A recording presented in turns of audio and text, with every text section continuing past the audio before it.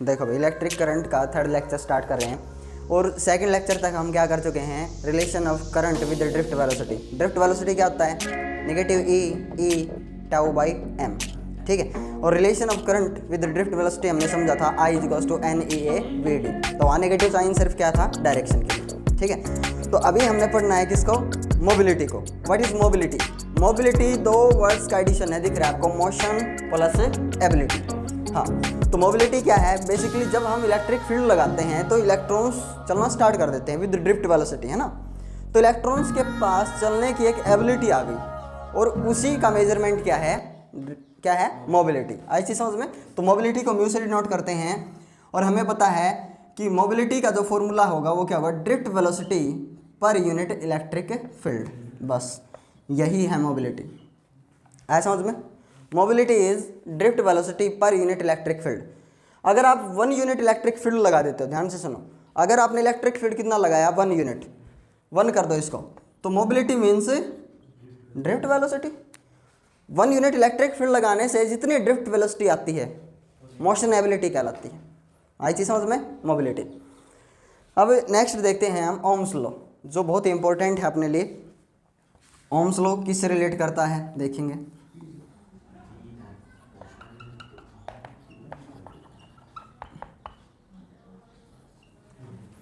Ohm's law क्या है भाई, ओम्स एक साइंटिस्ट नेम है भाई, ठीक है। और उसने क्या बताया, उसने V, I और R, देखो V पता है क्या है, वोल्टेज या potential difference, I is current and R is resistance. इनमें एक रिलेशनशिप एस्टैब्लिश किया। मतलब क्या है समझ में नहीं आया। ओम ने क्या किया, एक कंडक्टर चूज किया, कंडक्टर लिया, एक L लेंथ का कंडक्टर है ये, ठीक है, जिसका एरिया क्रॉस सेक्शन क्या है, A इसका एरिया क्रॉस सेक्शन है। और जैसे ही हम इसको पोटेंशियल डिफरेंस प्रोवाइड करते हैं, हमें पता है क्या होगा, अंदर एक इलेक्ट्रिक फील्ड क्रिएट होगा। इसके ऊपर A एंड जो है, A वाला एंड और ये B वाला एंड, ये एरिया क्रॉस सेक्शन है भाई A, इसके ऊपर पॉजिटिव और एक दूसरे B एंड के ऊपर कौन सा चार्ज आना है, नेगेटिव। और इलेक्ट्रिक फील्ड सेटअप होगा from positive to negative direction. Clear है। तो कंडक्टर के अंदर इलेक्ट्रिक फील्ड सेटअप होगा और उसके कारण इलेक्ट्रॉन्स के ऊपर फोर्स लगेगा, इलेक्ट्रॉन्स चलना स्टार्ट कर देंगे। अब करंट को हम मेजर कर सकते हैं, इसमें करंट कितना है, I is to Q by T वाले फॉर्मूले से, है ना। पोटेंशियल डिफरेंस मेजर कर सकते हैं कि बैटरी कितना काम कर रही है, पोटेंशियल डिफरेंस का फॉर्मूला भी आपके पास, work done per unit charge. तो पोटेंशियल डिफरेंस मेजर कर सकते हैं, करंट मेजर कर सकते हैं। अब प्रॉब्लम क्या थी, जैसे करंट फ्लो होगा, समझ में आएगा, तो करंट को मेजर कर सकते हैं। और V वोल्टेज की जो बैटरी हमने लगाई यहाँ, 6 वोल्ट, 9 वोल्ट, 12 वोल्ट, कुछ भी। अब इसने क्या एक्सपेरिमेंट किया, क्यों किया, अगर आप कोई भी कंडक्टर चूज करते हो ना, तो उसका एक टर्म है, क्या टर्म है जो समझ में नहीं आता बच्चों को, रेजिस्टेंस। एक नई टर्म है, नई चीज़ निकल के आती है, रेजिस्टेंस, मतलब opposition to the current is called resistance. भाई इसमें कुछ करंट फ्लो होगा और उसका अपोजिशन, विरोध करते हैं कुछ कंडक्टर्स। तो हर एक कंडक्टर के, सुन लो ध्यान से, हर एक कंडक्टर की इनहेरेंट प्रॉपर्टी है ये। कोई भी कंडक्टर अगर बन गया तो उसके अंदर एक प्रॉपर्टी, जन्मजात प्रॉपर्टी क्रिएट होगी को विरोध करेगा ही करेगा करंट का। कुछ कंडक्टर्स ज़्यादा विरोध करते हैं, कुछ कम करते हैं। तो हम उसको किस टर्म में बोलते हैं, किसी का रेजिस्टेंस ज़्यादा, किसी का कम, ऐसे बोलते हैं। रेजिस्टेंस मतलब विरोध करना। भाई ये तो एक सिंपल सी चीज़ है। अगर एक कंडक्टर नहीं है, अभी मेरे हाथ में कोई कंडक्टर नहीं मानो, तो कोई रेजिस्टेंस भी नहीं है उसका, ठीक है। लेकिन जैसे ही कंडक्टर बन गया तो इसके अंदर इनहेरेंट प्रॉपर्टी क्या डेवलप हो गई कि ये विरोध करेगा ही करेगा। चार्जेस जो फ्लो करेंगे इसके अंदर, उनको रोकेगा ही रोकेगा। चीज़ें समझ में। इनहेरेंट मतलब जन्मजात। जैसे एक बच्चा पैदा हो गया तो बच्चे की प्रॉपर्टी क्या है, बच्चे की इंटरनल प्रॉपर्टी है, इनहेरेंट प्रॉपर्टी है, जन्म से ही उसके अंदर शरारत पैदा हो जाती है। बच्चा नहीं था, शरारत भी नहीं थी। जैसे बच्चे ने जन्म लिया, शरारत भी पैदा हो गई। एग्जाम्पल आपको पता है, बहुत सारे एग्जाम्पल्स ऐसे, ठीक है ना। हाँ, अभी ओम्स क्या चाहता था, इसका रेजिस्टेंस मेजर करना चाहता था कि इस कंडक्टर का रेजिस्टेंस कितना है।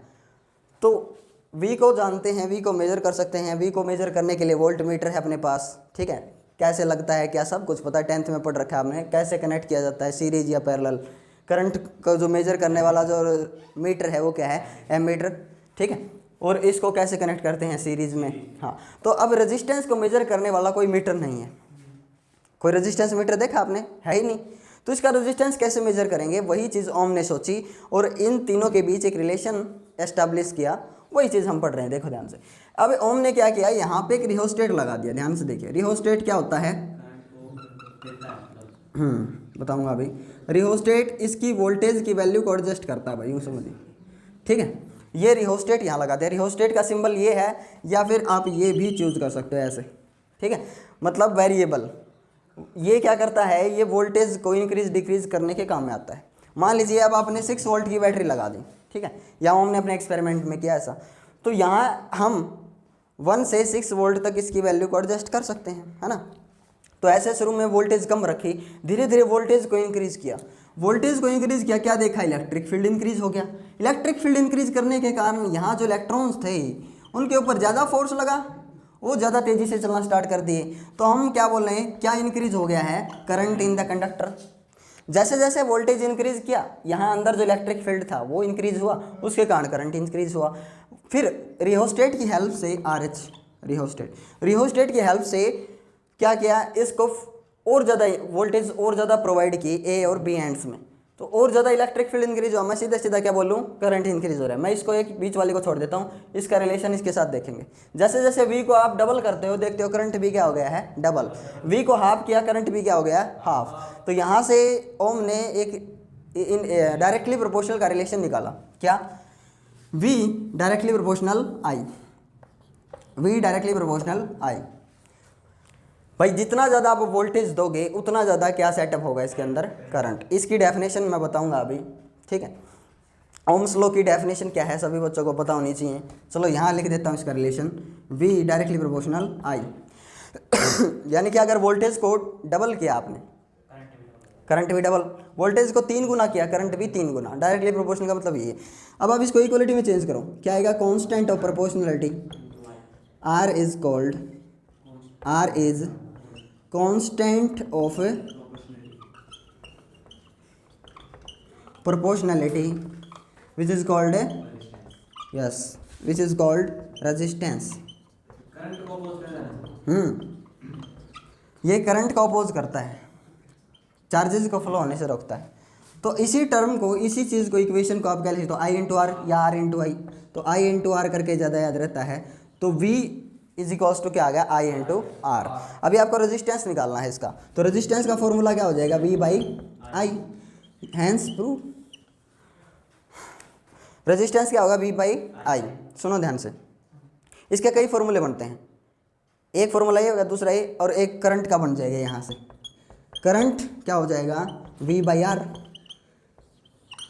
देखो ध्यान से, अगर रेजिस्टेंस किसी कंडक्टर का इंक्रीज किया तो करंट डिक्रीज कर जाएगी।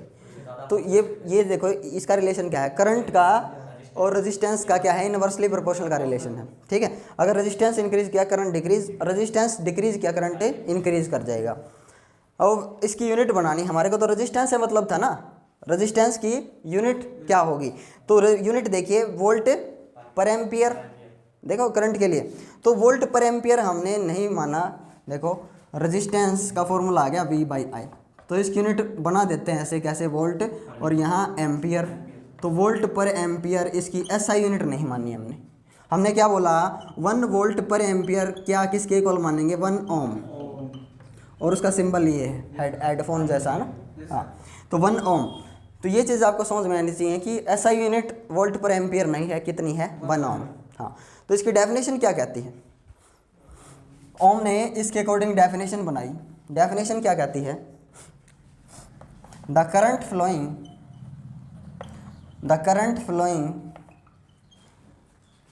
इन the conductor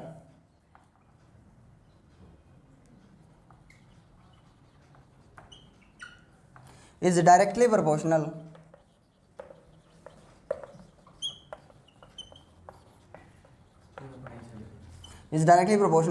potential difference applied across its ends, इसके एंड्स के अक्रॉस जो पोटेंशियल डिफरेंस अप्लाई किया है उसके डायरेक्टली प्रोपोर्शनल क्या होगा, करंट। यहाँ एक और चीज़ लगा दी, यहाँ at constant physical conditions like temperature and pressure ETC।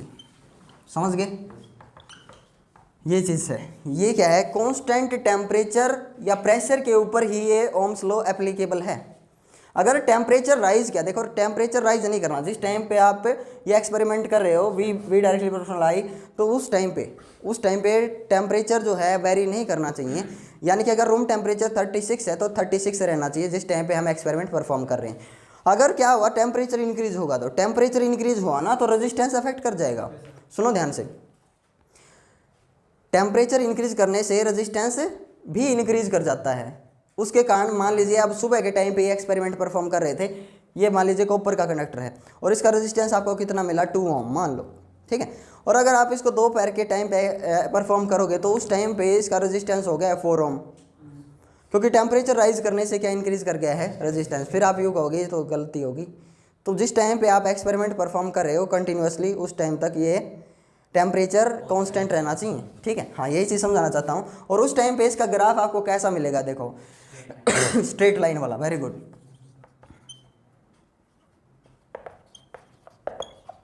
Straight line graph मिलता है अपने को। क्यों मिलता है straight line graph?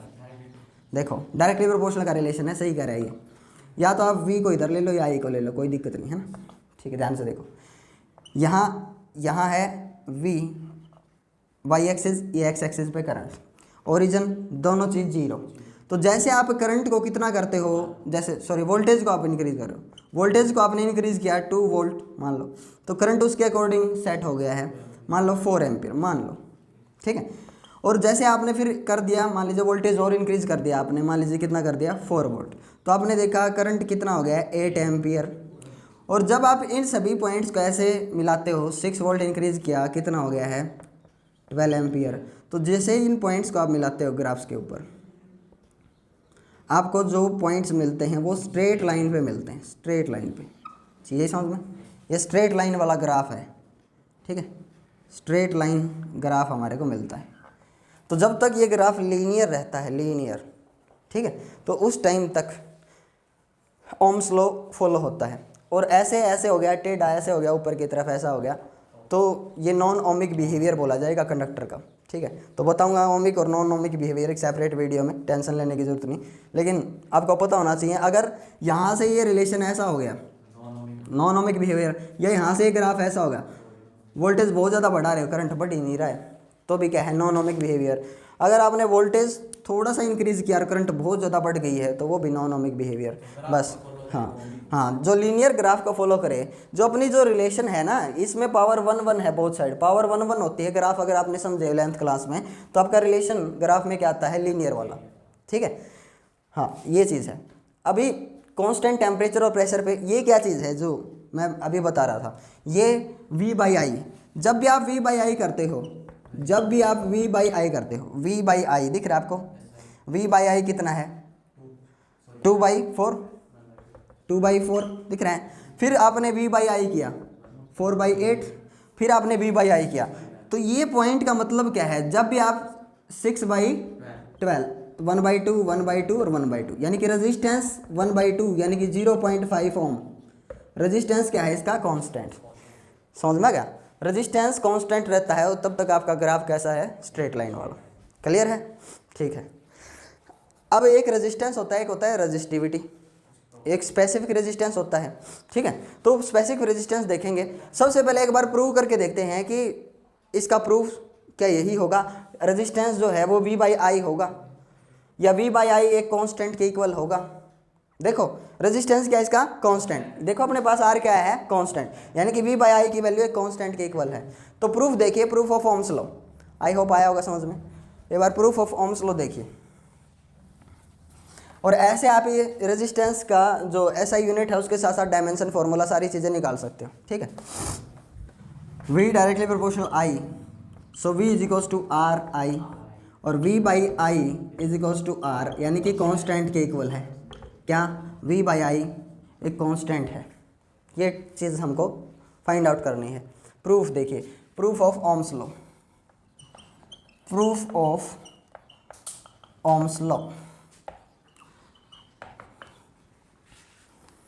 Ohms law का प्रूफ। तो as you know drift velocity क्या आती है, minus E tau by M. ये नेगेटिव साइन, इससे घबराने की जरूरत नहीं है, इसे हटा भी सकते हो आप, कोई दिक्कत नहीं है, लेकिन हम नहीं हटाएं तो भी हट जाएगा ये अपने आप, देखिए ध्यान से। Drift velocity minus E tau by M.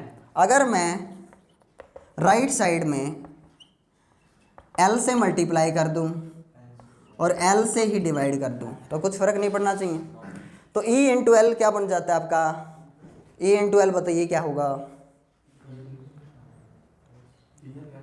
Voltage by potential difference D V is equals to E dot D R, है ना।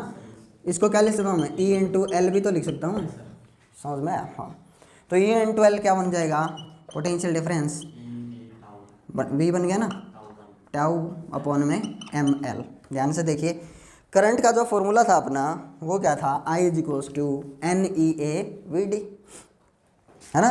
करंट का फॉर्मूला क्या था, n E A we d. अब ड्रिफ्ट वेलोसिटी का जो फॉर्मूला है अपना वो यहाँ पुट कर देंगे। Drift velocity I is equals to, negative sign खत्म हो जाएगा अपने आप, यहाँ नेगेटिव रखोगे तो प्लस हो जाएगा ना। हाँ, चाहे आप इन दोनों को नहीं रखो तो भी दिक्कत नहीं थी, ये सिर्फ डायरेक्शन के लिए। अब ये पॉजिटिव हो गया, N E A we D, minus तो हट गया प्लस बन गया, वी टाउ अपॉन में एम एल। तो ई स्क्वेयर हो गया है, दिख रहा है ना, N E square I is equals to N E square A V tau upon में क्या है, एम एल। चीज़ें समझ में। हाँ, अब मेरे को वी बाई आई चाहिए, वी बाई आई दिख रहा है आपको, तो क्या करो आप, आई को उधर ले जाओ, वी के नीचे, बाकी सारे पलट के इधर आ जाएंगे। यहाँ से v by I, M L ऊपर चला जाएगा, एम एल अपॉन में क्या है, N E square A tau. क्या कुछ समझ में आया आपको, v बाई आई एक कांस्टेंट है, क्या चीज़ समझ में आई, मास। देखो ये क्या है, ई चार्ज अपॉन मास रेशियो बोला जाता है, ये ई स्क्वेयर है, चार्ज ऑफ इलेक्ट्रॉन है, ये उसका मास ऑफ इलेक्ट्रॉन है यहाँ पे एम, क्लियर है ना। हाँ, ये मास ऑफ इलेक्ट्रॉन है बेटा, मास ऑफ इलेक्ट्रॉन, क्योंकि आपने क्या निकाला था, एक्सेलरेशन, तो क्या होगा, फोर्स बाई क्या किया था, मास। हाँ, तो ये मास है इलेक्ट्रॉन का, ये इलेक्ट्रॉन का चार्ज है। अब देखो n कांस्टेंट है, जो मेटेरियल आपने चूज़ किया मेटेरियल उसके लिए, e also constant, area of cross section बदलेगा थोड़ी ना करंट फ्लो करवाने के बाद, टाउ रिलैक्सेशन टाइम उस कंडक्टर का, टेम्परेचर अगर कांस्टेंट है, सारी चीज़ें constant, m constant, l is also constant, length of the conductor. तो एम एल क्या चीज़ है समझ में, M l n e square, ये क्या है, ये रेजिस्टेंस है, रेजिस्टेंस कांस्टेंट, प्रूव कर दिया ना। हाँ, मैं इसको एक बार राइट साइड लिख दूँ, यानी कि v बाई आई क्या है, एम एल अपॉन में N E square A tau. इसको यहाँ से क्लियर करता हूँ मैं, राइट साइड में लिख दिया मैंने। क्या चीज़ समझ में आई, ये चीज़ समझ में आई कि v बाई आई एक कांस्टेंट है, यानी कि ये क्या है भाई, ये resistance is equals to constant, clear है ना। और आपको ने याद रखना है रेजिस्टेंस अपना कितना आएगा, रेजिस्टेंस याद रखना है एम एल अपॉन में एन ई स्क्वायर ए टाउ है। ये क्यों बता रहा हूँ, क्यों याद रखना है, क्योंकि ये बहुत इंपॉर्टेंट है। मैंने अभी बताया नहीं, आपको बताया तो है लेकिन ध्यान नहीं आपको। Resistance is the property of a conductor, conductor बदलेगा तो रेजिस्टेंस बदल जाता है, और लेंथ को, एरिया को चेंज करोगे तो भी रेजिस्टेंस बदल जाता है। जबकि स्पेसिफिक रेजिस्टेंस एक नेक्स्ट टर्म है अपना, नेक्स्ट टॉपिक है स्पेसिफिक रेजिस्टेंस। उस टॉपिक में हमने जो चीज़ देखनी है वो क्या देखनी है कि स्पेसिफिक रेजिस्टेंस यानी कि resistivity does not change with length and area of cross section. अगर आप मटेरियल चेंज करोगे ना, मटेरियल यानी कि कॉपर की जगह आयरन रखोगे तो ही रेजिस्टिविटी बदलेगी। लेंथ को चेंज करने से, एरिया ऑफ क्रॉस सेक्शन को चेंज करने से रेजिस्टिविटी बदलने वाली नहीं है। रेजिस्टिविटी किसके ऊपर डिपेंड करती है, मटेरियल के ऊपर, जबकि रेजिस्टेंस किसके ऊपर, कंडक्टर के ऊपर। इसलिए बोल रहा हूँ, इतना इंपॉर्टेंट है, एक बार याद कर लेना इसको, चीज़ें समझ में। सो नेक्स्ट वीडियो में हम क्या पढ़ेंगे, स्पेसिफिक रेजिस्टेंस और स्पेसिफिक रेजिस्टिविटी क्या है, ठीक है। और लिमिटेशंस ऑफ ओम्स लॉ के ऊपर मैं एक सेपरेट वीडियो बना चुका हूँ 12th और 10th के लिए, ठीक है। 12th और 10th के लिए कंबाइंड वीडियो है, वो देख लेना आप कि लिमिटेशन क्या है, लिमिटेशन ऑफ ओम्स लॉ कहाँ कहाँ अप्लीकेबल है, कब तक अप्लीकेबल है, जब तक ग्राफ अपना कैसा है, स्ट्रेट लाइन, ठीक है। So thank you for watching this video.